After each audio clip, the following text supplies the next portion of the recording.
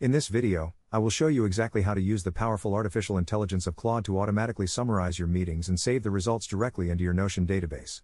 This process is a total game changer for anyone who spends a lot of time in video calls and wants to keep their projects organized without manual data entry. To get started, you need to navigate to the Claude chat interface where you usually type your questions. Look closely at the chat bar and you will see a small plus icon.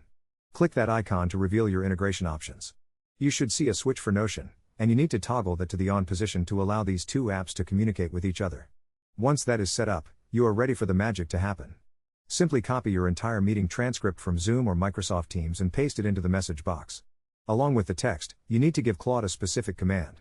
Type a prompt like, "Please create a page in my Notion meetings database called Project Sync, and include a bulleted summary along with a clear list of action items." Claude will process the transcript and use its connection to your workspace to generate the page automatically.